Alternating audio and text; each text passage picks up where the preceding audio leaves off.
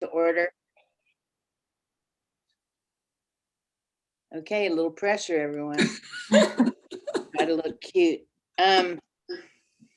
So the first thing we need to do is, does anybody have any changes to the agenda? Anything you want to add? Any comments that people are dying to hear? Or The agenda or the minutes? the agenda? Do we have any? You have to read that virtual meeting, Witchy, by. Oh, I know, and we don't need to quite get there yet. Okay. I have Sorry. the run of meeting, which Michaela Accardi does for me, and so she is the expert, so don't F with me. Well, stop talking. And besides that, I have to go buy a new printer because I can't use the printout copies anymore because half the words are missing and I have to read it off the screen anyway. Hey, John. So anyway, we are here. We're going to begin recording the meeting. No one has made any comments about the added anything to the agenda. We do need to approve the minutes. Everybody, Rosemary did her fabulous job again, sent it to Michaela. Michaela sent it out. Does anybody have any corrections or additions or deletions from the minutes? If not, I would love to see people holding their, did you have something you wanted to add? Yeah, I just want to clarify, I think the way the minutes read, that the presentation by Mr. Moyer from Rivanna indicated that the update to the South Fork water treatment plant would be serving Crozet and Scottsville, and that would not be the case. So they have their own different systems. So the South Fork water treatment plant upgrades are just for the urban area. It's not going to impact Crozet or Scottsville. Okay. I can Anything- face with Michaela afterwards and we can update it. Thank you, Kim. Sure. Yeah, That was a thanks. great catch, Kim. And if someone would like to make a motion to approve the minutes as amended, So moved. second. I second it. Thank you. Everybody say aye. Who's in support? Aye. Aye. Aye. Any opposition? Thank you very much. We are in a meeting that is held pursuant to and in compliance with emergency order number 20-A, an emergency ordinance to ensure the continuity of government during the COVID-19 disaster, and it's going to last a bit longer. The committee members who are electronically present at this meeting are, and I'm going to call everyone's name and you're going to raise your hand, and Rosemary's counting. John Lewis, Jacqueline Salazar, Rosemary Miller, Yolanda Speed, Jim Klemenko, Kim Swanson, Cynthia Knapp, yay, Michael Corrigan, Diantha McKeel, John Neal, Samantha Strong, Michelle Busby, Bill Love, Jane Fogelman, Vito Chetta, Chris Rembold, and Julian Bivens. Okay, now we're going to go back to this. The persons responsible for receiving public comment are the Places29 Hydraulic Committee Advisory Committee, Community Advisory Committee. The opportunities for the public to access and participate in the electronic meeting are posted on the Albemarle County calendar. Please note the chat is disabled. If you need something in the chat, this is sent to the meeting administrator. You can, so basically what you can do, you can either use the raise your hand button at the bottom of your screen. You can wave on the screen and we'll try to catch it, or you can speak up and say something, but because we're pretty easy. We also have here county staff, Michaela Accardi, who we worship and adore, who is our connection to the county, and she does all the work for us. Gabe Daly, who's here talking about the environment, and Carolyn Schaefer, who keeps all this working for us. So we've adopted the meeting minutes, and we are now ready to talk about hydraulic crime statistics and get an overview from the local police department to who put out a great annual report. It was really wonderful to see. We have several members of the police here, and Lieutenant Trip Martin, Andrew Friedman, and who am I missing? John Reeves. Sure. Yes, and so I am going to turn it over to them and let them, are you in charge, Major Reeves, or who wants to speak first? I'll go ahead and present the presentation if I Oh, cool, have the privilege okay. to share my screen. Welcome, Andrew. Thank you. Let me see. I'm sorry, I'm not a huge Zoom guy. I'm more of a Teams guy, so I'm figuring it out as we go here. That's all right. I Can you screw guys up every time. see the presentation? Yeah, you did it. Oh, perfect. Okay, well, I'll briefly introduce myself. My name is Andrew Friedman. I'm the new crime analyst here with the Albemarle County Police Department. And I appreciate all you guys coming out and attending this and wanting the information related to this presentation. I am new to the county as well, and I actually live within the area that we're going over today. So it was very interesting to me as well to be able to talk about this with you guys. And what I did for this presentation was I went ahead and just looked at the crime statistics in the area year to date so far as of June 14th. So just looking at a little snapshot of 2021 and what it's looked like so far in the community. And I'll start by just giving a brief image of the Albemarle County as a whole, just to show you guys how the police department kind of breaks down the county, and just to show basically the area that we have to cover. I mean, as you guys are well aware, it's a big county, it's over 700 square miles. And what we're talking about today is just a little small portion over here in section or sector -1. But important. And important, of course. And be Very back. important. And as a member of it, I can't agree with you more. And I think it's good to kind of give an overview generally of the county crime trends and crime statistics, so we have an idea of what we see countywide before we start looking at what we've seen specifically in this area.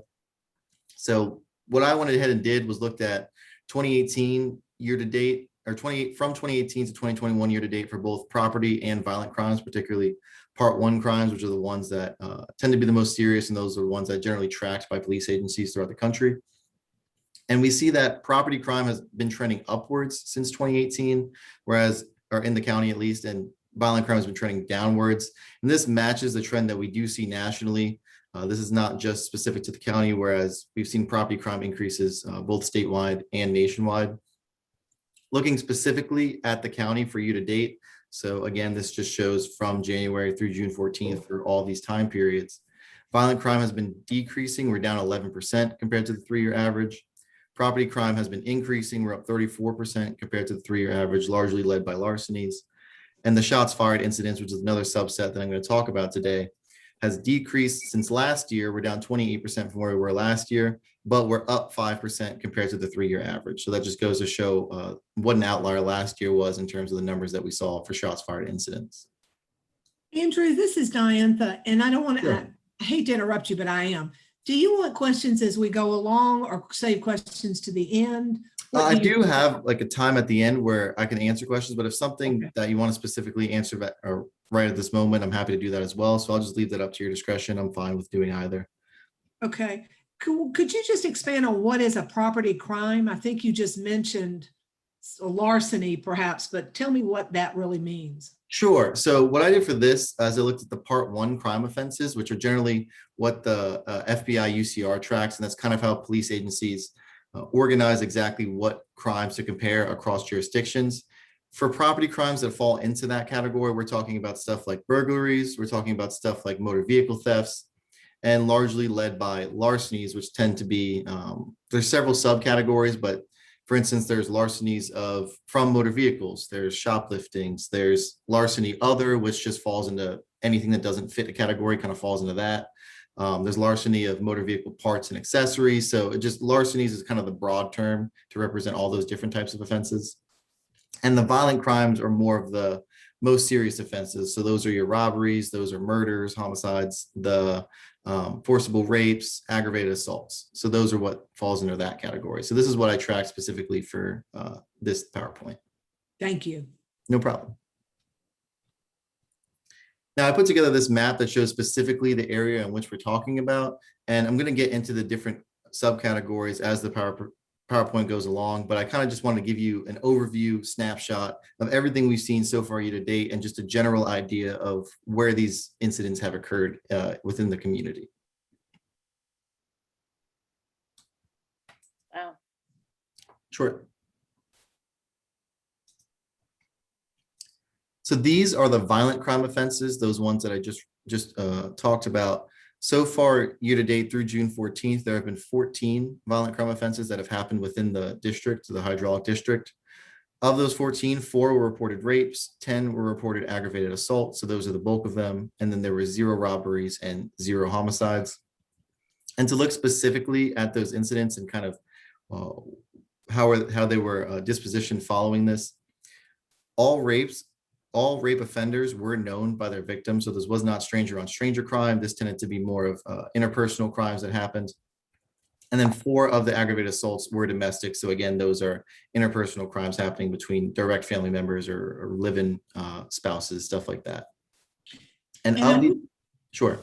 I was just going to make a comment because when I'm looking at your map, when you're referring to the hydraulic district, you really have taken in, that's a district from the police department, because that's when you go over to Northfields and you're into Rio and an area that we're not, our CAC is not as, we're not as connected with. Just to point out that this is a little expanded map, that's all.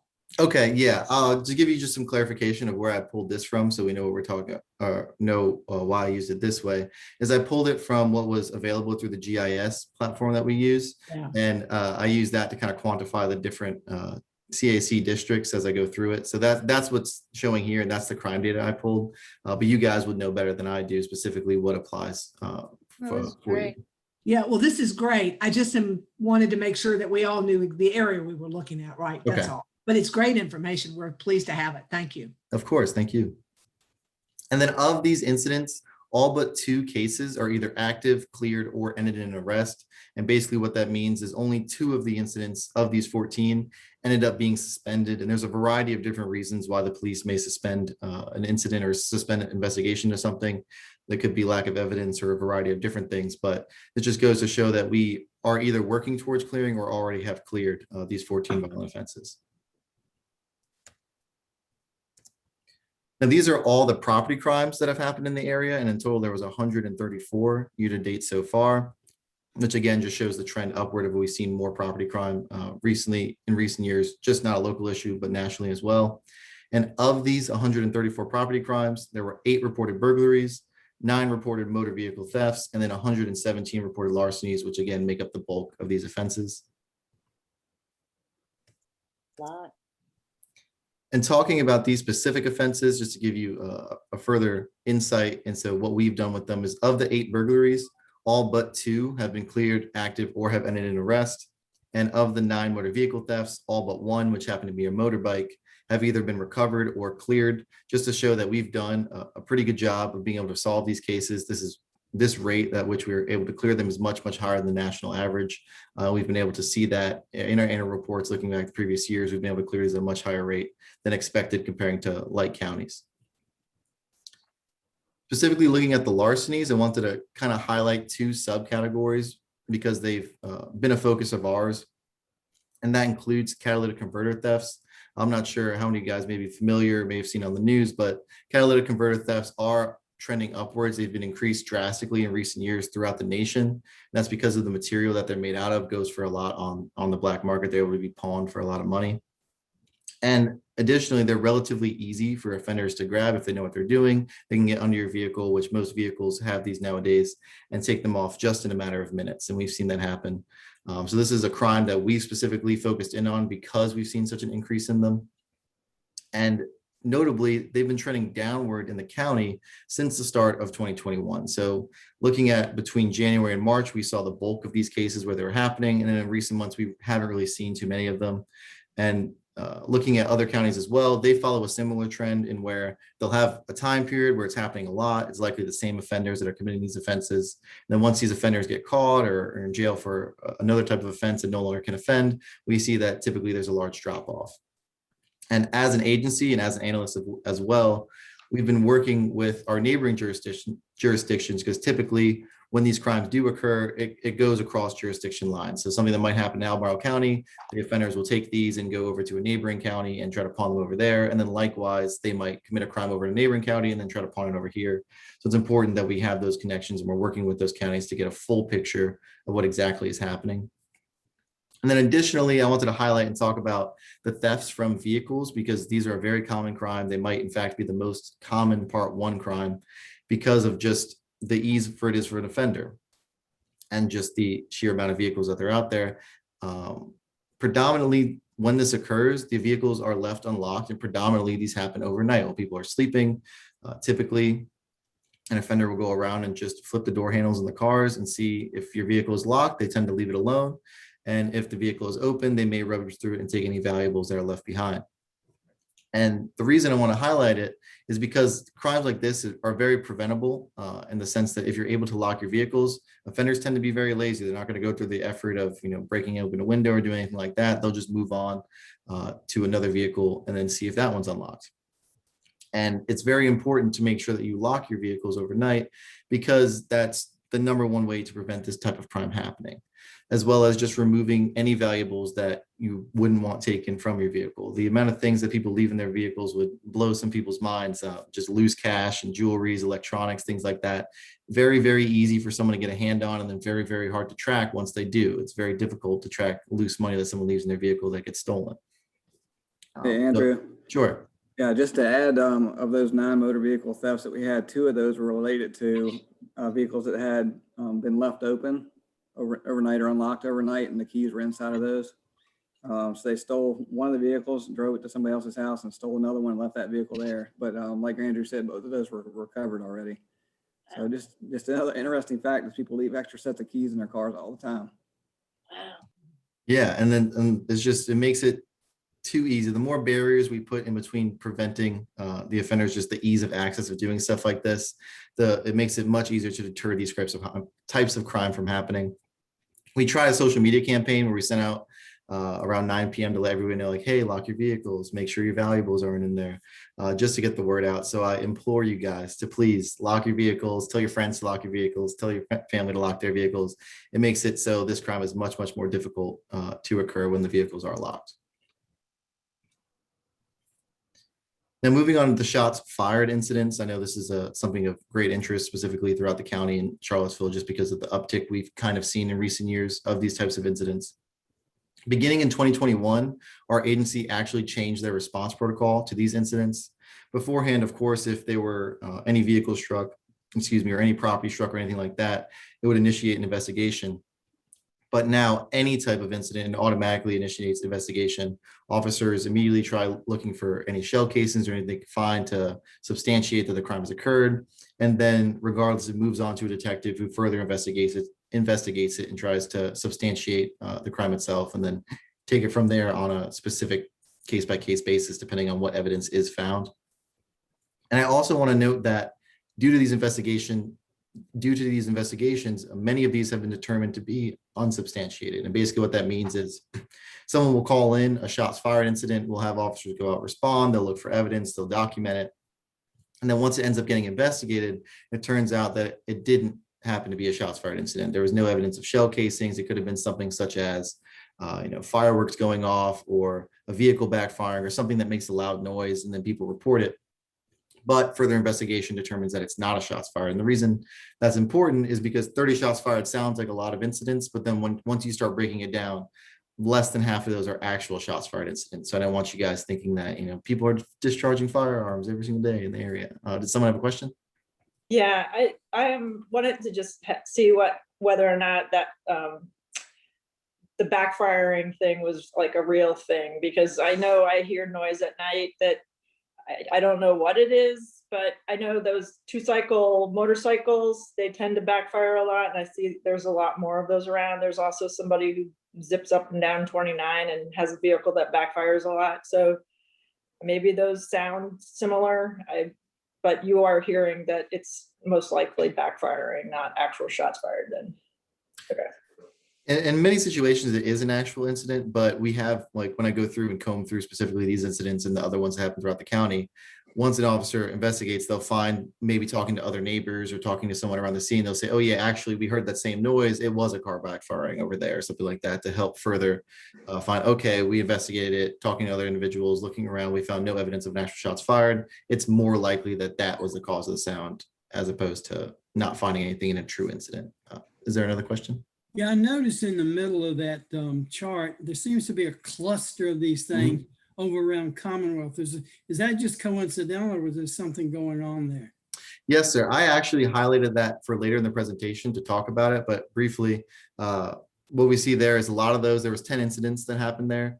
And when combing through them, 4 of those happened to be substantiated. So there were 4 incidents that were true incidents, true discharging of a firearm, but it's not as dense and compact as the map shows, again, because half of those weren't real incidents. Is there a system that these young people can put on their cars which make it backfire sounding like gunshots? I mean, it's pop, pop, pop, pop, pop like that? Not quite like that, Ms. Fogelman, but they do have some mufflers that they install now. So when like they're downshifting, it'll make the backfiring sound like you're talking about, which sounds like gunshots. They do actually manufacture those things now. And the other part of those is we get a lot of calls for actually fireworks going off in the area, which some of those can actually really sound like gunshots. Well, Trip, there's some people that live right past us that have that that popping on their vehicles. And one of them followed me in town the other day. I didn't realize who it was. It was early in the morning, and all of a sudden he starts that pop, pop, popping. I thought I was being shot at. Scared the bejesus out of me.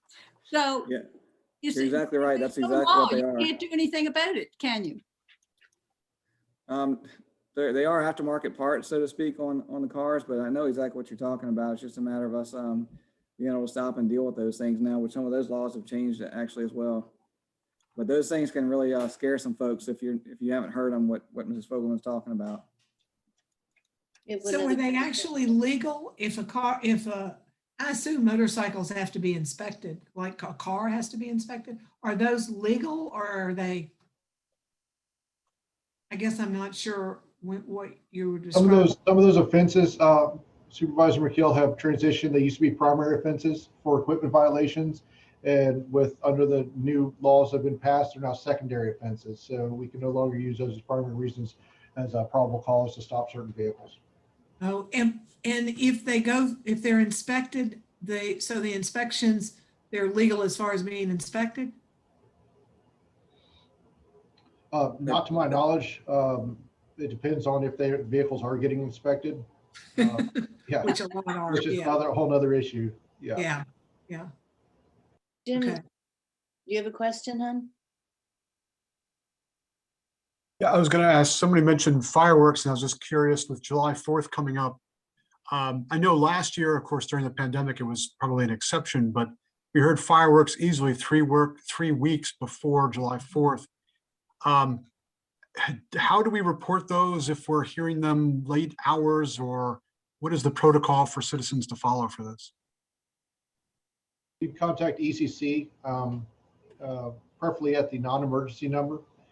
And that's not area code 434-977-9041. That's a non-emergency emergency communications number to report those type of calls. All right, thank you. And then can we move in packs of dogs, into these people's houses that do that? I'm sorry, what was that? If they had to live with the dogs and how they react to fireworks. Try a couple of 1,200-pound horses. Yeah, exactly. Yeah, exactly. Okay. I do have a question. There's apparently some cities have an automated system where they put up microphones at various places and they can triangulate for shots fired. They have a system for determining whether they're shots or not. And they can actually the police can actually go to the locations based on not even waiting for reports, but this sound recognition system. I don't remember which cities have this. Yeah, a lot of major cities like New York City has one. Some of my colleagues that work up in New York City, they use those, and they use them with mixed results. And for our area population, it would not be cost effective. because Albemarle County is so large, but I'm very familiar with what you're talking about. Yes, sir. Thank you. Okay, Andrew, do you want to get back to your presentation? Sure. All good questions. So again, this is just giving an overview. This was the same slide I showed previously, but now I'm going to highlight some of those areas of particular interest, just based on looking together between the property crime, the violent crime, and the shots fired. Specifically, there were two areas that I have focused on and we have focused on as an agency. And this first one over here is the Burgoyne Road area. It received our attention due to the concentration of calls for service coming from the area relative to its size. So it's a relatively small neighborhood, small community, but we've seen a large amount of calls from there and an uptick in the calls from there.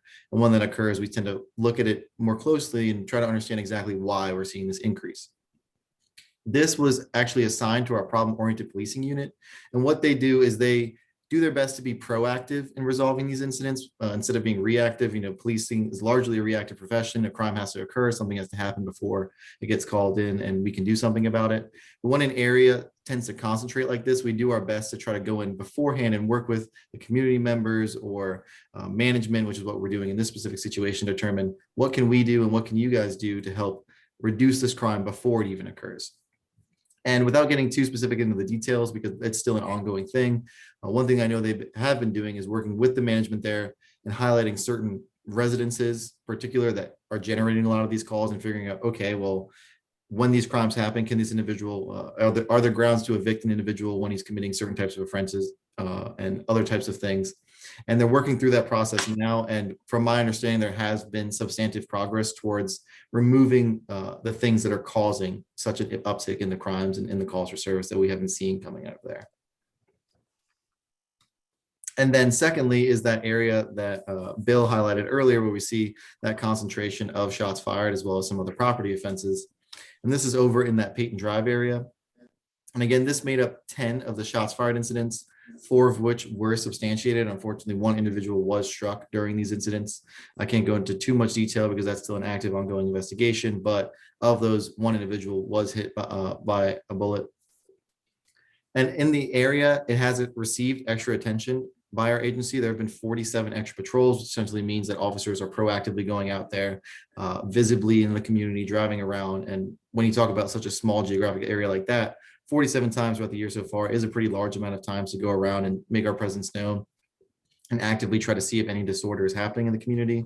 And then of those 4 substantiated incidents, all of them are ongoing investigations where we're still working on them and figuring out what's happening exactly in this area and finding a resolution to these offenses. And then that's the snapshot I have right now. I'll give the floor to you guys for any questions. Then I provided my contact information there for anyone that might be interested in that. Can we get a copy of your presentation? Sure, yeah. Is there, I could send it out to the same email that sent me the invite and then send that over to you guys so you have it. I believe someone already might have one, but I think I made some like grammar updates and stuff like that, so I could send you a refreshed one. Or you can just send it to Michaela. Whatever's easiest, that's probably the easiest. Okay. So Kim has a question. So are most of the incidences that you're looking at happening in the nighttime? Are you not seeing like a lot of daytime activity? Like I'm going to focus on around the park. So since this second cluster that you just talked about happens to be right across the street from the park, you're not seeing incidences like during daytime hours, are you?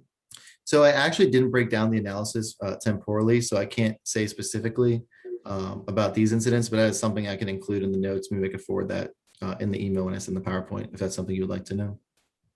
Yeah, sure. Who was asking that question? I can't see everybody on my screen now.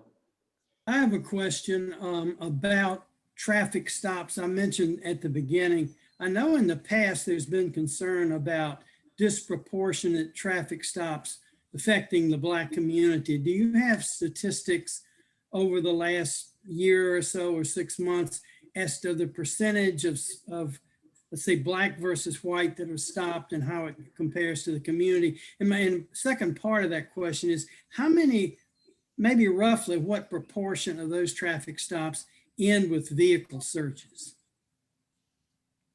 I don't have those numbers off the top of my head, but I believe they were included in the annual report. I believe it does discuss, at least for 2020, what those numbers do look like, but they are being tracked. It is something that I look at every month when we get our community policing report. We break down all the traffic enforcement by race, by ethnicity, by age, a bunch of different categories that we look at to make sure that they are not being too disproportionate.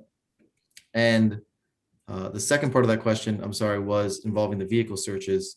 And I could say, at least from my experience anecdotally looking through them over the last few months, it is a very small percentage that ultimately leads to vehicle searches. I believe, for instance, I think in April, we had about 400 vehicle stops. I think only about 7 to 10 of those ended up leading up to a vehicle search.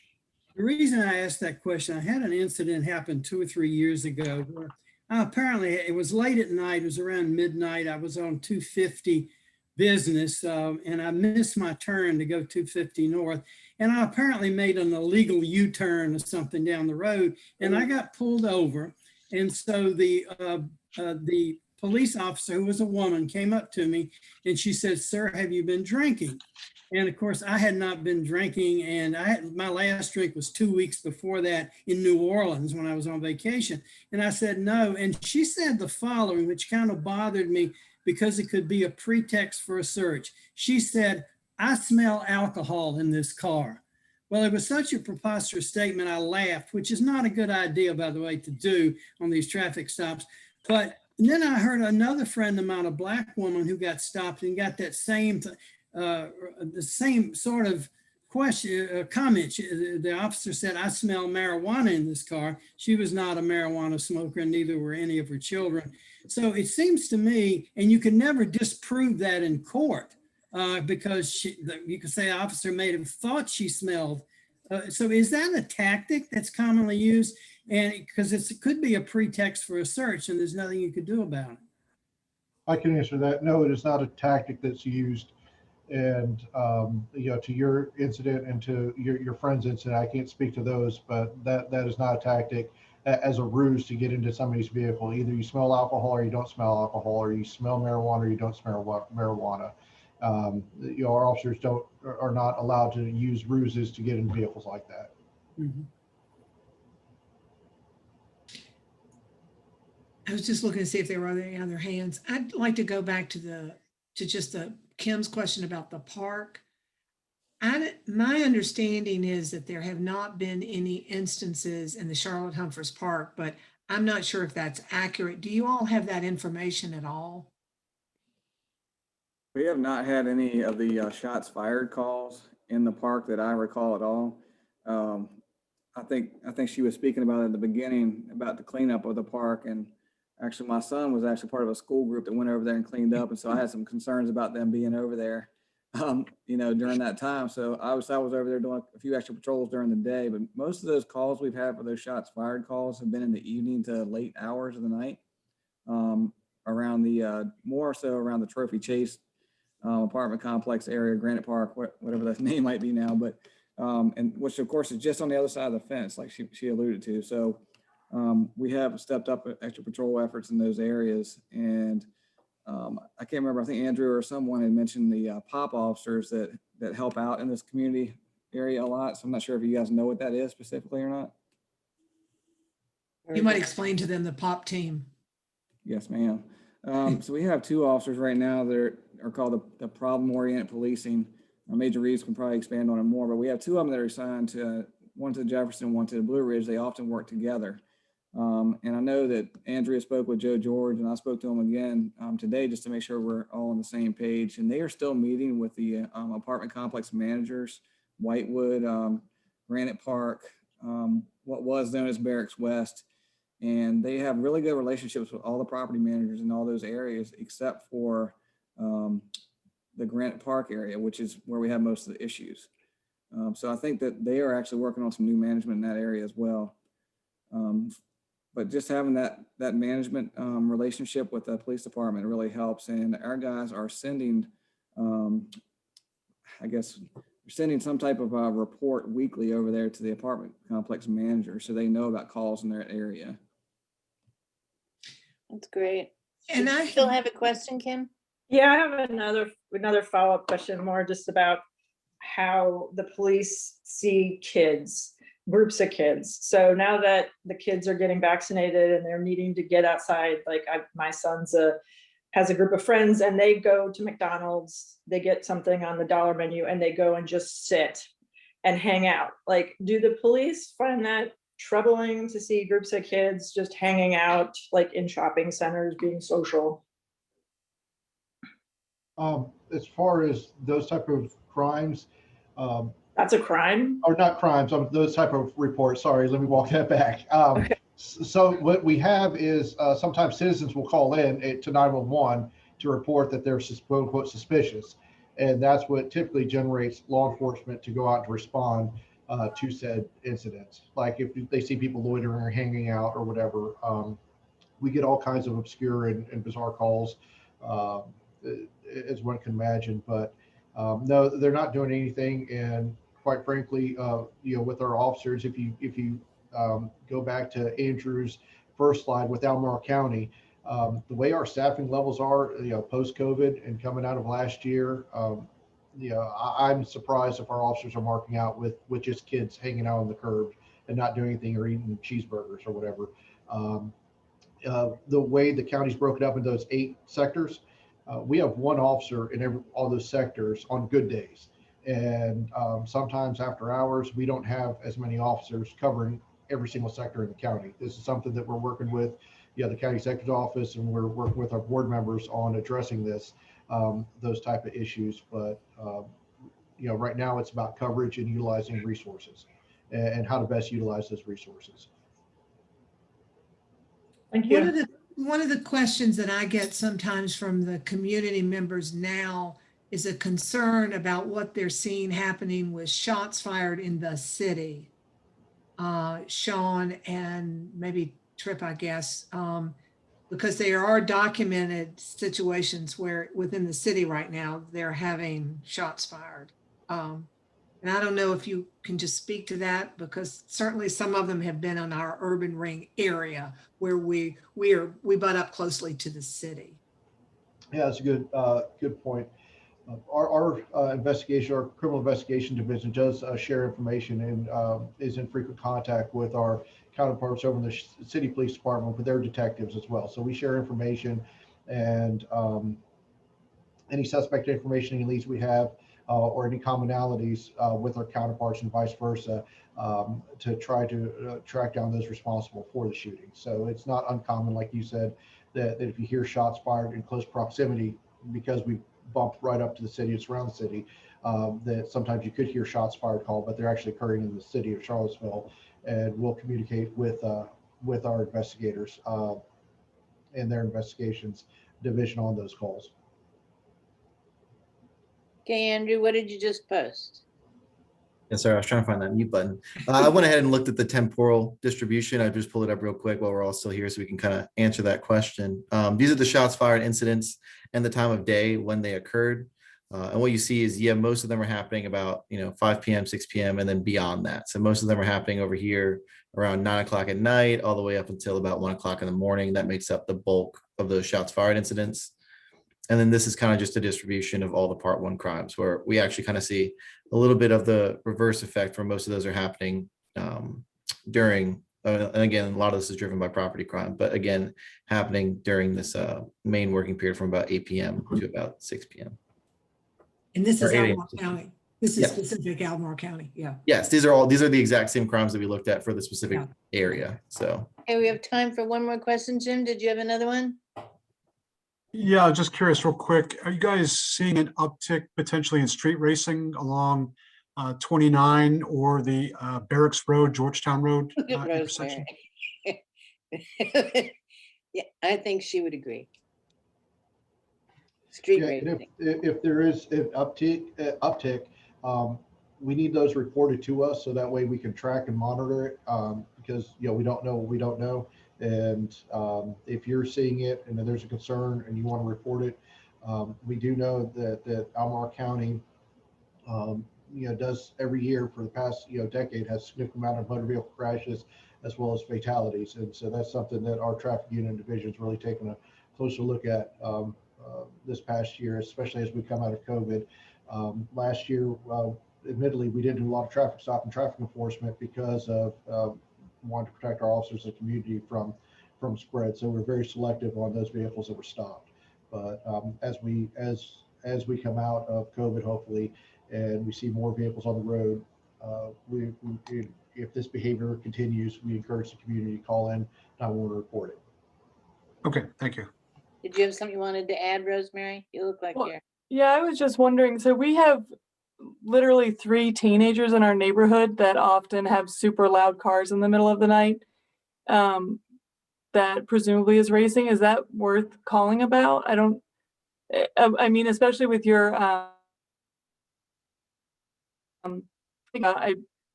don't know where to draw the line. I don't really think it's worth sending people out to chase them down, but our neighborhood is all stressed out about it.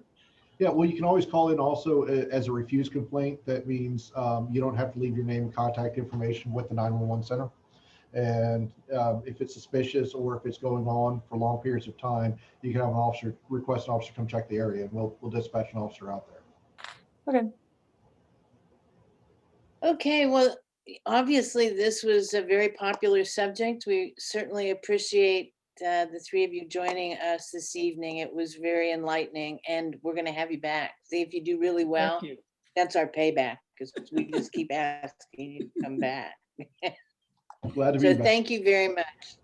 That was great. Thank you, Appreciate guys. it. Of course. Yeah. Thank you all for your time. Let's talk about it. Okay. Thanks, guys. So our next discussion is our very own Michaela Arcardi and Gabe Daly from the Climate Protection Group, Jesus, are going to talk about, and how we kind of got here for this presentation is one of the things that we've been talking about is there is so much development going on at the moment as people drive along. And I get asked, I know Diane must get asked all the time, and it's kind of like, have you been up 29? Have you seen this? And it's like, have you been down this road and seen all this construction? Have you been down Berkmar? And it's kind of, we talked about, every now and then we need to refresh ourselves with what the growth management policy is in town. And that, the growth area is different than the rural area. And the growth area is where the development is and the necessary housing is. So it's kind of this, it's complicated. It makes some people crazy, but anyway, we thought we would do that. And then of course, obviously the concerns about the environment and the climate and what we're doing about those. So anyway, Michaela and Gabe have put this together, and I'm going to turn it over to Michaela. Thank you, Cynthia. And thanks for covering the context on this presentation. So you covered my first slide for me. But I will mean to. Oh no, you're fine. I that was great. So I know most of you, but just in case, in addition to a staff liaison for this group, I'm also a member of the long range planning team and the planning division of Albemarle County's Community Development Department. And I'm here with Gabe Daly. And Gabe, if you'd like to introduce yourself now, and then I know you'll talk later towards the end of the presentation, feel free. Sure. Yeah, good thinking so I don't kind of interrupt the flow of the presentation. Well, hi, everyone. I'm Gabe Daly, and I just started in May as the county's new climate protection program manager. Oh, yay. So I was working with the county for about a year and a half in more of a part-time role, helping out with the climate action plan during 2020, during COVID.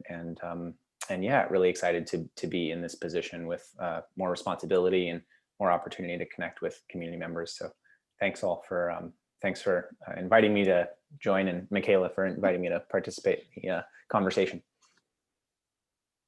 Right. So tonight we're hoping to be brief so that we can retain some good time for questions. I'll provide a brief presentation on the comprehensive plan and the growth management policy, as Cynthia mentioned.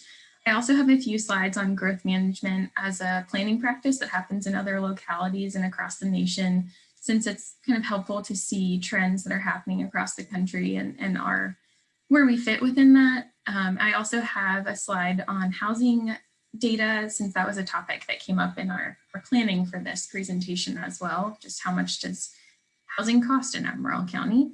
And then I'll transition over to Gabe's presentation on this growth management's connections to climate change, and wrap up with some notes on upcoming planning projects that are relevant to this, and then we'll have time for questions. Many of you are very familiar with the comprehensive plan, but for those that may be listening or newer to the CAC, the comprehensive plan is the county's 20-year visionary document that guides growth, development, and change for the county. It assists county staff as well as appointed committees, boards, as well as the Board of Supervisors in developing policies related to land use and natural resources. It is a guiding document, so it is not legal. It's not a law like the zoning ordinance, but it does serve the guiding basis for land development regulations, capital improvements such as schools, transportation projects, parks, libraries, and more. It also guides the development of new county programs and the distribution of the county's budget. So it's an important document. And the first objective in the county's comprehensive plan is to consistently use the growth management policy as the basis on which to guide decisions on land use, capital expenditures, and service provision. And for decades, Albemarle County's comprehensive plan has implemented a growth management policy that directs development into specified development areas while maintaining the remainder of the county for rural land uses. As Cynthia alluded to, approximately 5% of the county's land area, or 35 square miles, is dedicated for development, and the remaining 95% of the county's land is designated for rural areas. I'll go back really quick just to say that the intent of this policy is to focus development in the urban areas and create quality living areas, avoid sprawl, and improve access to services, all while protecting the rural areas. Chapter 7 of the county's comprehensive plan is dedicated to the rural area. And the overarching goal for the rural area is to have thriving farms and forests, traditional crossroads communities, protected scenic areas, historic sites, and preserve natural resources. There's an objective in this chapter that's related to the growth management policy that says provide distinct boundaries between the rural area and the development areas. The next chapter in the comprehensive plan, chapter 8, is dedicated to the development areas. And the goal for that chapter is on your screen and is aiming for development areas to be vibrant, active places with attractive neighborhoods, high quality mixed use areas, and thriving business and industry, all supported by services, infrastructure, and various modes of transportation. Again, there's a series of policy objectives in each chapter, and there's a few in this chapter related to the growth management policy. One I'll highlight is objective 4, using development area land efficiently to prevent premature expansion of the development areas. That's a fundamental component of the county's growth management policy because it acknowledges the need to accommodate projected growth by providing sufficient land area and use recommendations. And related to this, the goal of vibrant mixed use neighborhoods, there's a series of neighborhood model principles in this chapter that are all on your screen, and I won't detail each one, but this slide is here to share that the development areas are envisioned as areas that have a range of bike and pedestrian and transit networks that are mixed use and have neighborhood centers with a variety of housing types and interconnected streets. If any questions come up about these, or if y'all would like to talk during our time for questions, I can come back to this. But stepping back from the county for a moment, growth management is a larger planning practice that's used in a variety of localities and even some states. So on this screen, I have a few examples of those, and I have a picture of Boulder, Colorado, because a landscape architect designed, the same landscape architect that designed the downtown mall designed their mall as well, so it probably looks very familiar. And Boulder, Colorado is an example of a community that has a national reputation for its growth management policy and uses a service area concept. Their growth boundary is managed in cooperation with Boulder County and the city. And this was created in response to rapid population growth in the 1950s and 60s. So the city and county adopted a joint comprehensive plan that defines the extent of the city's expansion by limiting water and sewer services. And then, so I have Denver on this list, as well as a regional collective of cities and towns that agreed to adopt urban growth areas or urban growth boundaries. But also some states, such as the state of Oregon and state of Washington, require that each of the state, cities, and metro areas create urban growth boundaries to plan for population growth and development.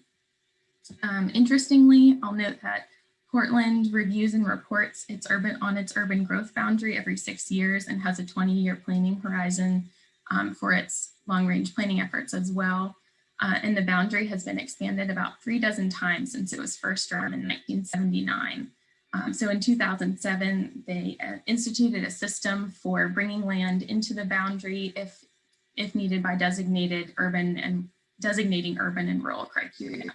So lots of different localities that do this work, and from those we can understand some opportunities and challenges that come up with growth management policies. Identifying urban and rural edges as opposed to sprawling development limits expansion into areas for preservation. So that's one of the opportunities I have on this screen. Growth management also provides rationale for extending urban services. So by defining areas where services are provided, there is a direct link that can be made between land use and infrastructure planning. So parks, recreation, police, fire, transportation, and other service providers can develop knowing where their services are to be extended and over what time frame and for what types of land uses. Inherent to growth management policies are preservation of rural lands. Growth management can help to preserve lands outside of the city or a city and send a clear signal to land markets that land outside of a designated growth area are not likely to be urbanized in the future. In the case of Boulder, this has lessened land speculation for urban development and facilitated acquisition of open space. And finally, the last opportunity I have on this slide is about focusing development in urban areas by incentivizing redevelopment of underutilized areas and infill development. Localities can capitalize on existing public investments in infrastructure. There are also a few challenges that may arise with growth management. When the supply of land usable for development is restricted and population and job markets grow, there could be pressure on new and existing housing, making housing less affordable than it otherwise would be. I was reading a bunch of research studies on this and was reading that this is typical in cases where growth management policies are adopted locally and not regionally, which is related to this concept of a spillover effect, where if growth is managed in one locality, it can be displaced to other localities where there's more housing supply. So greater commuting times and increased traffic can be an outcome of this. And a striking example from Boulder is the nearby town of Superior. In 1990, the population of Superior was 255 people, and only 6 years later, it was 3,377 people. And lastly, a challenge can be when defining areas of development into two categories. This can oversimplify an understanding of current and historic patterns of development, and wanted to acknowledge that rural communities access to basic services such as fire rescue, utilities, and food. And here is the slide on housing in Albemarle, since that's been a topic of conversation of late, both locally and regionally. As a reminder, this median refers to if all of the median rent amounts were lined up from least to greatest, this would be the middle number. So the median rent for rental units in 2019 was $1,278 a month. And the income that a household will need to afford that rent is $50,640 a year. Approximately 31% of households in Albemarle County have incomes less than $50,000, making this monthly rent unaffordable. Median home sales price that I have is from the Charlottesville Association of Realtors quarterly report. So from the first quarter of this year, the median home sales price was $429,000, and the household income needed to afford this median home sales price is $99,322 a year. Approximately 61% of households in Albemarle County have incomes less than $99,000, making this cost of housing unaffordable. And now transitioning over to Gabe's slides about climate change and growth management. Thanks, Michaela. Well, I'll just have a few things that I wanted to share, kind of linking climate change and growth management and climate action as we're working on these issues locally. So first, just wanted to offer a little bit of context. I put in a photo of an intersection that folks are probably familiar with. I had an interesting run-in with this intersection when I first moved to the Charlottesville area in August 2019. It was a really hot day. Didn't have a car when first moved here, and I took the bus up to some shops on the east side of 29. And I thought that I was going to try to walk across the intersection on 29 to get to the other side of the road. And I very quickly found out, as I'm sure you all know, that I couldn't do that. So You're still alive. me too. Me too. So one thing that Michaela mentioned on a couple of slides previously was this challenge of growth and the idea of the spillover effect, which is where when housing is sometimes less affordable in a community, but folks are working in that community, they may end up having to live in further outlying areas. And so that's something that can increase traffic, of course, which has a variety of effects. One of those is larger greenhouse gas emissions from the kind of what we refer to as the transportation sector. So I threw up a point there just to note that emissions from vehicles traveling around burning gasoline is our highest kind of slice of the pie in terms of greenhouse gas emissions in the community, over 50% in our most recent inventory that our report will be coming out soon. I will say, some of that is due to vehicles that are driving through the community. So, not commuting to or from, but passing through. Nevertheless, still something for us to look at. Also wanted to share just a couple of other elements that are interesting to note in terms of how we think about growth and development in the context of climate action. Building size and density can affect energy efficiency as one thing. And so I had this personal experience also of I currently am in the bottom floor of a duplex, and our heating bill is quite a bit more than the last place that I lived, which was an apartment building. So, that can be because of more exterior walls versus more shared walls. So just kind of an interesting element to draw some connections. And the last one, some of you might be familiar with this term, urban heat islands, that we've seen talked about more in the news lately, which is basically the idea that when there are more, it's based on the understanding that trees and vegetation actually help absorb heat and have a cooling effect on outdoor spaces. And so when we have more roads, more parking, which can come from more spread out development, that can lead to more intense heat islands, as well as stormwater runoff, which is something that my colleagues in the environmental services division at the county work on. So just a little context there. And thanks, Michaela, you were ahead of me. Good timing. So the county has a climate action plan. The Board of Supervisors adopted this plan in October 2020. My understanding is that my boss, Greg Harper, came to this CAC and offered a presentation a few months ago. So I won't go into a lot of detail, but just as a refresher, the climate action plan has targets around emissions reduction for the county to aim for. equity and the co-benefits of climate action are really central to the plan. And so that's something that as we go forward with implementation, paying attention to equity and inclusion in terms of how we're going about implementing aspects of the plan, as well as co-benefits, which is kind of a fancy term, but really just refers to the fact that smart climate action can also benefit local public health, cleaner air, cleaner water, local environment, and economy. So that's something that we're keeping in mind very seriously in our in what we're doing. We want what we're doing to be supportive of other goals that the county has. And then you might remember that there's a bunch of action areas that are across 5 sectors in the plan. So I've listed those out there, and of course happy to share this or answer further questions.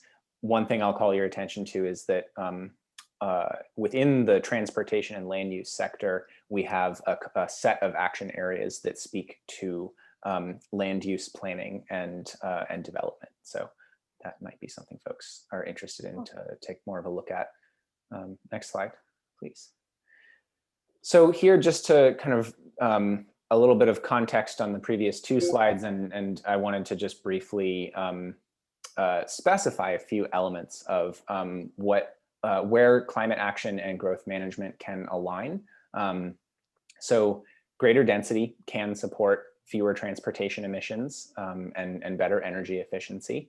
But that really requires a holistic approach to land use, that second bullet point there. And so I throw out a few terms that we can have more conversation about, but just briefly, it's not just density, like maybe increased dense kind of residential types of buildings, but it's really a kind of holistic setup where if we can have density as well as mixed use, where there's maybe some businesses on the first floor serving local communities.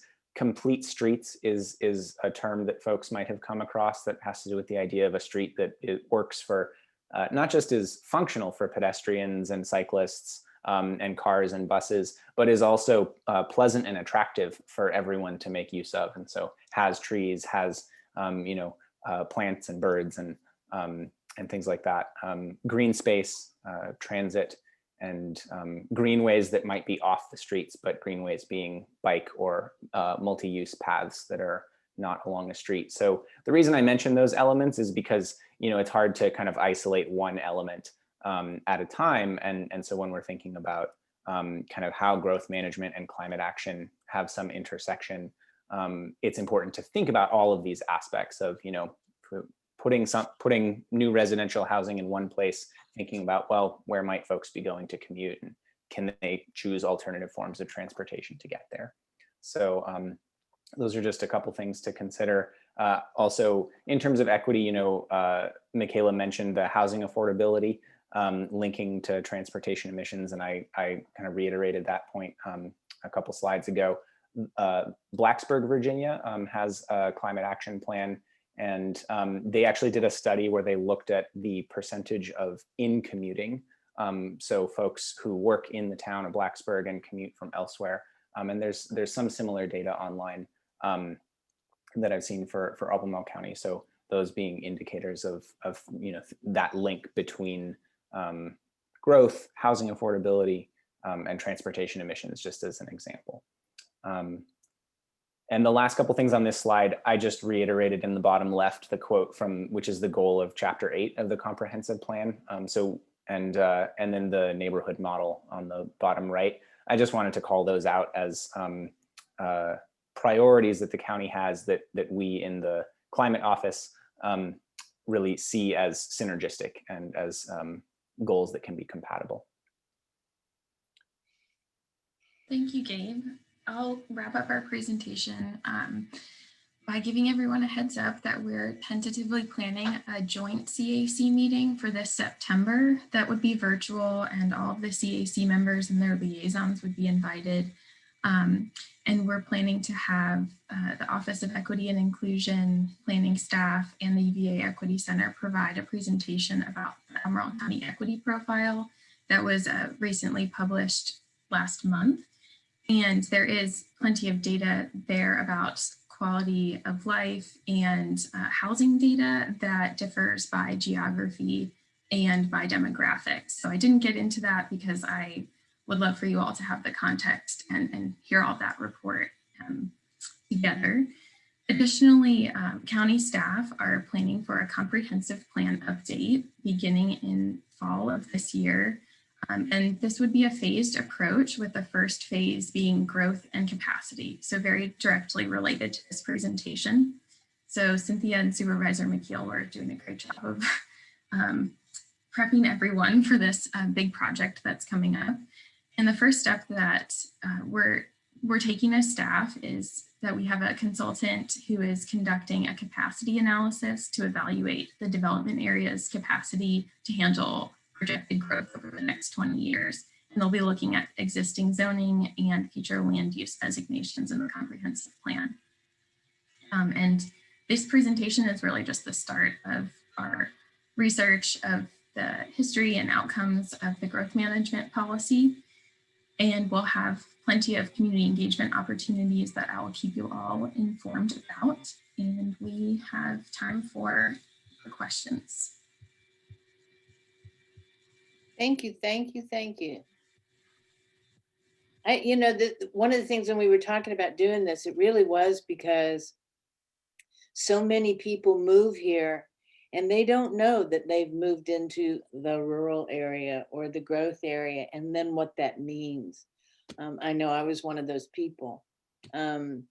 And so anyway, we're just trying to figure out, and I think we are at this critical time. I mean, a lot of the development has come back, I mean, in a flurry, and so some people love it and others don't, and we need it, and we need more affordable. So lots of housing issues. Does anybody have any? Oh, I see we've got Bill. Do you want to ask the first question? I just wonder, at the current time, how do you manage the balance between, say, single family housing and more dense housing in a new development area? Is there some ratio you're using to work with? Or are you sort of flying by the seat of your pants? How does that actually work in practice? To my knowledge, we don't have specific ratios that we look at, but when a rezoning or a special use permit application goes before the Planning Commission and the board, a staff report is compiled. And that list of neighborhood model principles is used to evaluate applications. And one of those principles is about housing, a variety of housing options, so types of housing. And staff will look at the surrounding housing of a property, as well as the types of housing that are being proposed on the site. So there aren't specific numbers, but staff do look at the available housing currently, and the capacity analysis that I was speaking about at the end helps to evaluate the types of housing that are available and look at where there might not be enough of a certain type of housing. I think I might have gone the wrong way. Kim, you were probably first up with your hand. That's okay. That's okay. This might take some looking into, but this is more of a, I'm going to throw it out there kind of idea as a thought for some of our older housing stock in older neighborhoods. I live in a neighborhood that was developed in the 60s, and one of the things that we had the opportunity to do was actually switch from oil heat to natural gas heat, which is clearly much more efficient. And other houses in the neighborhood were also then given that opportunity. What then happens, as now a city gas customer, the county actually gets $2 every month when I'm paying my gas bill. Is there like maybe a consideration, like I would assume the funds that are collected on behalf of the county by city gas goes to the general fund, but maybe the county could consider doing a different fund that would be like local grants for energy efficiency that would help some of these other older neighborhoods. I don't know how that would work, but I'm a gas customer. I have to pay it anyway, but it seems like we got to have some other way to help homeowners with energy efficiency. Does anybody know the answer to that question?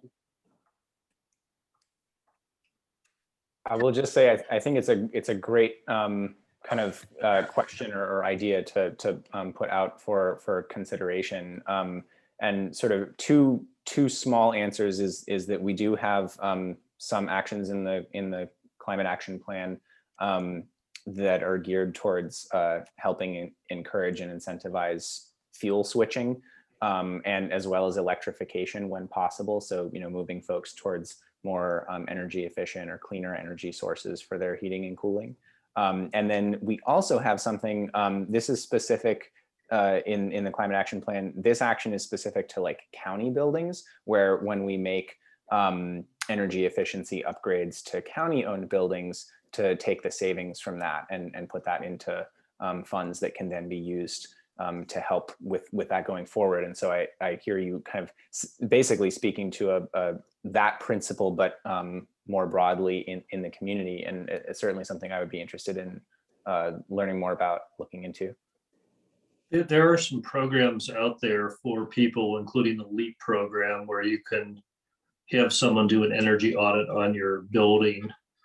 And we did this a number of years ago and got insulation where it was possible in our building. Our house is from the 30s. So, you cannot put insulation on the wall at all. And I will say this, that there's a push towards it's a good idea to go from fuel oil to gas. The question is if we go from gas to electricity, when electricity is being generated by gas, we actually lose a lot of the energy. The new gas boilers and gas burners are like 98% efficient. So unless we're going to switch to all solar for our energy generation, and we have to figure out a way to store it, probably it's not a good idea for people to switch away from gas yet. That being said, I drive around town in a car that goes 30 miles of electricity. We have solar panels, so we're not generating any electricity or emissions at all for just driving around town. Wow. I'm going to mention one other thing though, and I hadn't raised my hand, so I apologize, but there's this push towards the rural areas, keeping the rural areas rural. And I think that's fine as long as there's access to the rural areas for the rest of us. And I've noticed over the last year that there's more and more no parking signs and limitations on people who live in Charlottesville to actually spend time even walking on the roads in the rural areas. So if there's no access to rural areas by people that live in the urban ring, why should we bother even having them? Wait a minute. So noted, wait, we got it. John Neal's been waiting, and we need to try to make our questions a little shorter just so we don't run out of time. John, go ahead. I'm actually dying to hear what Jane has to say to that, so I think I might. I know, she's chomping at the bit, so. Was chomping at the bit. I have a very quick one, which is towards the beginning of your presentation, Michaela, you brought up other locales that have growth management plans in place, but they were all, Portland and Oregon and Boulder and things like that. I'm just curious who in Virginia does it, or even somewhere generally speaking in this area. I would have to look into that more. Yeah, that was what I wondered. I mean, that's pretty far to pick up. I'm not prepared. I don't have Virginia localities, but I was doing research on kind of the standouts that are studied that we could look at like outcomes for them. And off the cuff, I think there are some similarities between Boulder and Charlottesville in the size of the city and being a university town, and about the time that the growth management policy was adopted. So it would be interesting to look at that a bit further, but I'm happy I'll continue digging. Vito? I, for one, am a big supporter of the comprehensive plan. We have 1,200 to 1,500 people that move here a year, and the comprehensive plan is really taking control of how we develop our county. As an example, take Georgetown Road in our community and come to Hydraulic. I come to Barracks Road and make a right. Well, you go maybe a couple hundred yards and there's development. Beyond that, all the way to the mountains is farms and trees. And if it weren't for the county with this plan, you would see that subdivided into small lots.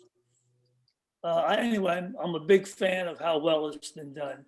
We should be appreciative of what the planning department and the planning commission has done. Here, here. Okay, Jane. Amen. And I understand what Chris is saying, because I'm sure he's talking about Ridge Road, which is a dirt road in the county that goes between about, not putting up no parking signs. It goes between Garth Road and Free Union Road. And the running shops have given out these roads. Clark Road's another one. Go run, go walk. There are, on the weekends and during the week, there can be as many as 20 cars parked at the beginning of the road on either end. You can't, I was with a friend one time with a big horse trailer. He couldn't get to his place because of the cars parked all over the road. He couldn't get his car, his truck, and his big rig between them. Couldn't get there. These people walk up and down the road, talking and laughing and bringing their dogs and letting their dogs run into people's yards and getting on their dogs. It's a mess. And it's very disrupting to people who spend a lot of money, not even if they didn't spend a lot of money, that's their home. It's not a private road, but it is a road that has a ambiance about it of residential. You wouldn't like it if they did it up and down out of bounds or up and down other subdivision roads. And it's private property on either side, but people just don't respect that. And that's difficult for the homeowners. I get complaints about it all the time and ask me, why don't you tell your people at that committee? I said, they're not concerned about that. The only comment I will make is that Jane is right when she talks about, and Chris, the signs, and I think I know that area as well. But when you talk about the traffic concerns and not being able to drive, that's why VDOT, who controls our roads, put those signs up. Right. The county did not put up those no, and I'm not trying to disavow because I understand why they're there. But they were put up by VDOT because they are in charge of our road system. Just saying. And people couldn't drive to their homes. Yep. Kim, did you have another question? No? Okay. Well, plus for people coming to this county, and I'm a little bit obnoxious about it because I am a native, many generations here. People coming to this county come for the ambiance that has been created over the years, hundreds of years, by people that live here. They love driving out in the country. They love biking out in the country. They love seeing all of that. And to try to destroy that would be to destroy what people move here for. And it's very, I've been selling real estate for 46 years, and I can tell you that's one of the big pluses. Yeah. In this area. I used to bike in the county. I don't anymore because there's so much traffic on the roads. Smart man. And all the people from out in the county drive by my house on Barracks Road and make the noise and make the pollution, but they don't do anything. They're causing the same problems to me as I'm supposedly causing them when I walk on Ridge Road. People are also putting up no parking signs of their own out on Sugar Hollow Road. Right. And you're not allowed to prevent parking within a certain distance of the road. They say it's a good thing, but we do not have what Boulder has. Boulder has that you can walk out of the center part of town and go into a whole bunch of community space. Portland has the same thing too. And towns in Europe have that also. They also have bike lanes that you can use without taking your life into your hands. If I turn down my road, there's 20,000 cars that go in front of my road on Barracks Road, right where I live.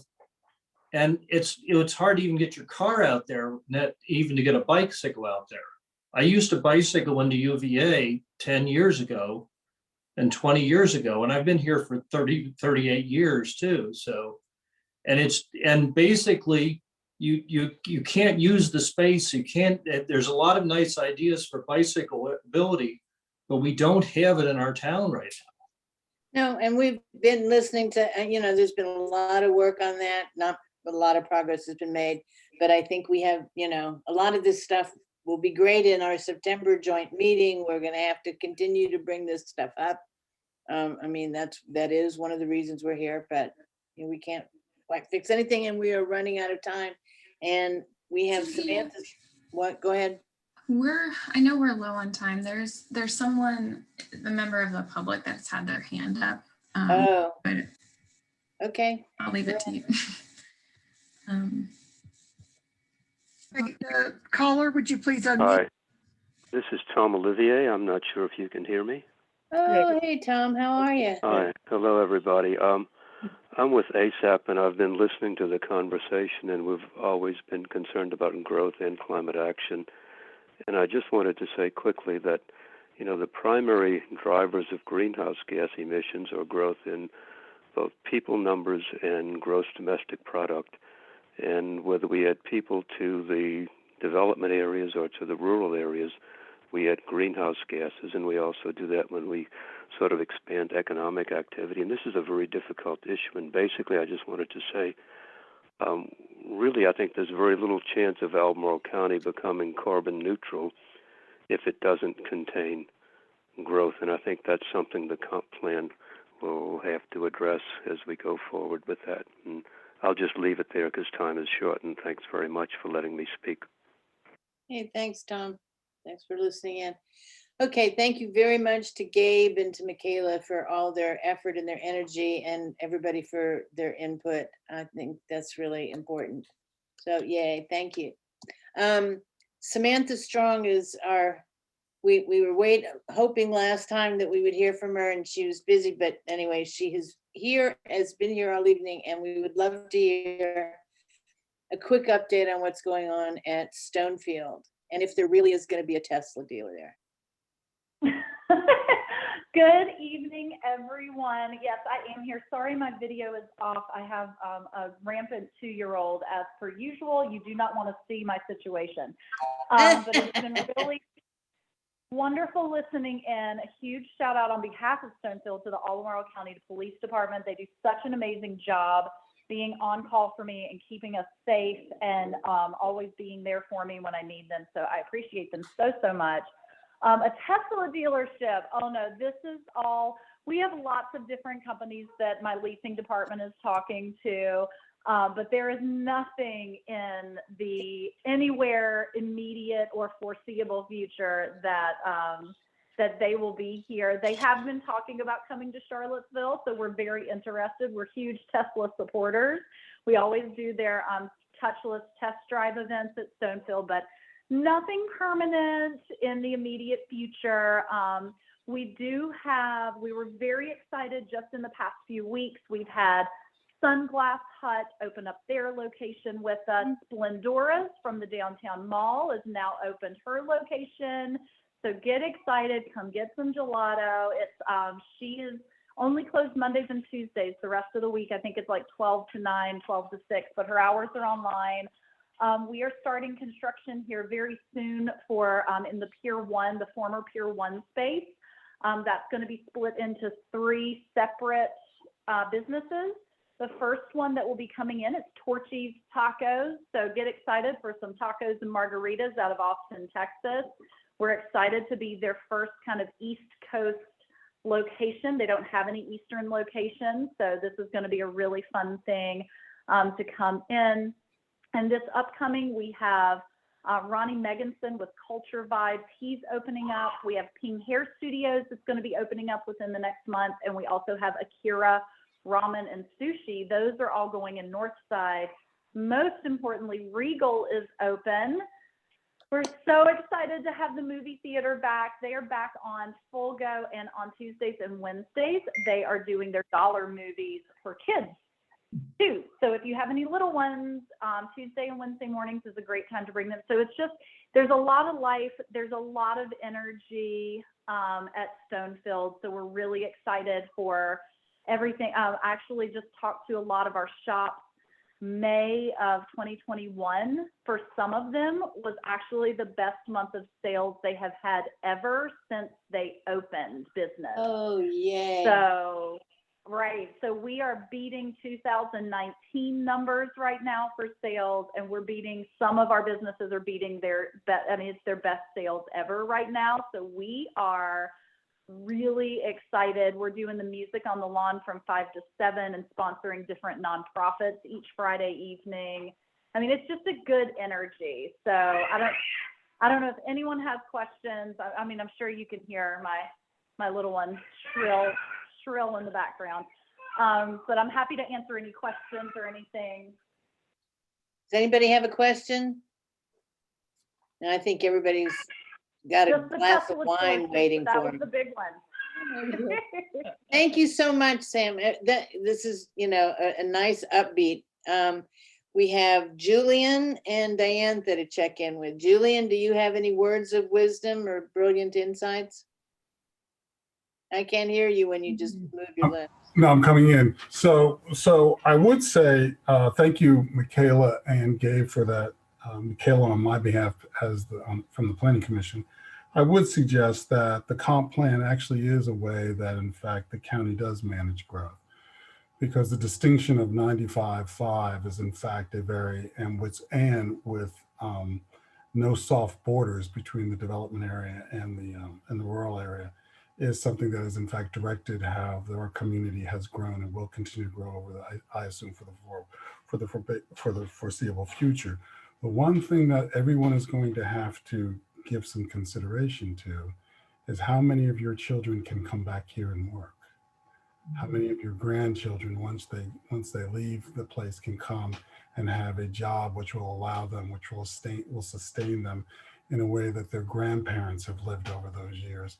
And for that reason, I'll defer to Supervisor McKeel on this one, because one of the things we do need to figure out is how do we keep commercial and industrial land in our community so that we can bring those types of industries and entrepreneurs here that can add value to our community and let people have wages and see possibilities that's beyond the typical things that we see in the service industry. No offense, Samantha, but we need to figure out ways in which that we can gain wealth, because people's ability to have to see their home as their primary wealth vehicle is probably not what we're going to see in the next 10 to 15 years. And so how do we create an environment that people can, in fact, come here and live lives that are worth living? So on that note, and that's the kind of thing that we'll be thinking about when when staff brings with us and engages with us on the comp plan. And those are actually the kinds of things that your planning commission thinks about when we look at new developments and how are we balancing some of the projects that are coming before us as we make recommendations to the supervisors. So I will be quiet, Chairman Neff. We appreciate all that you do, Julian. You don't know. Julian makes a great point. He and I talk about this all the time. We cannot continue to lose commercial properties to rezonings. And so it's a balance, but he said it really very well. I will also say that I have suggested as another agenda item at some point that we have a discussion around economic development and what it really means for our community. Roger Johnson on our agenda. And Gabe, while you're here, I want to mention to you that one of my focuses right now, and I say it because many of the people that are on this screen right now live in this community, in the community I'm going to reference.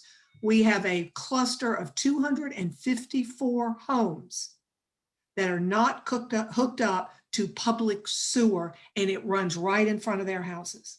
And when you talk about an environmental concern, when we have urban ring neighborhoods, and Hessian Hills is one of them, that has houses not hooked up to public sewer, it is a problem. So I'd love to have a discussion about that at some point.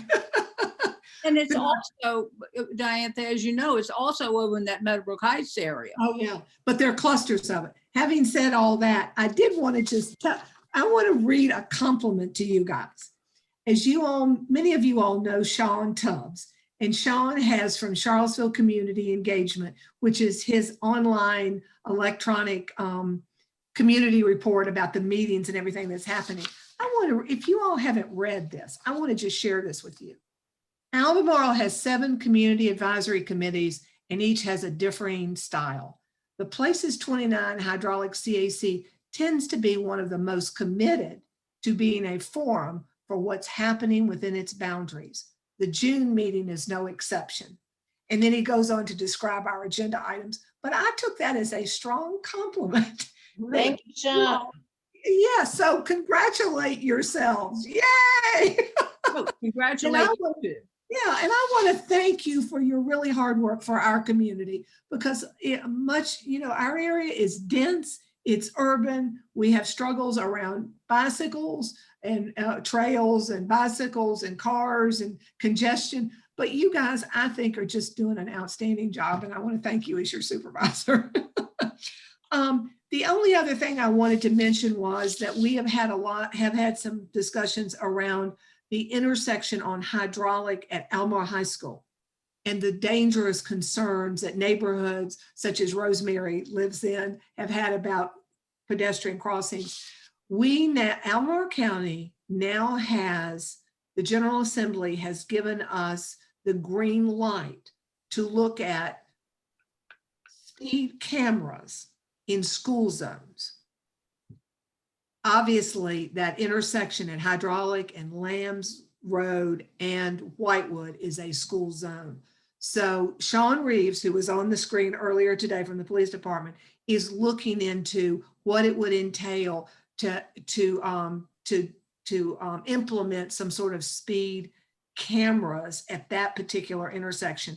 As you know, the police have reported out to us 264 traffic stops on between Georgetown Road intersection and Burnham Woods in 19, with people running the red light and speeding in through that area. So that is a very dangerous intersection for our bicyclists, for our pedestrians, for our children and our families. So just to let you know, so we'll come back to this group with a report out on that, but it'll probably take months. And the hydraulic light got updated, so now pedestrians have the right of way. They have a solid red for traffic, which has made our walk every day wonderful. That's great. And the school system also upgraded those flashing lights so that they just don't flash arbitrarily, but they're actually in real time, which is a great partnership between VDOT and the schools and the county. So it's all good. Yeah. And with that, Cynthia, I'll stop because I know you're out of time. So the last thing we have is that we canceled the meeting for July. So just everybody make a note, we're not having a meeting in July, though I will tell you, we have thought about, maybe, we might come together or something, but you'll hear from us on an email. And so our next meeting is Monday, August 16th. And we will see you then. I thank you very, very much for your patience and participating this evening, and especially for Gabe and the police who came. That was lovely. So thank you very much, and the meeting is adjourned. And if everybody will share the presentations, Gabe and everybody, that would be great with Michaela. So because we can see them. Yeah, thank you. Thank you very much.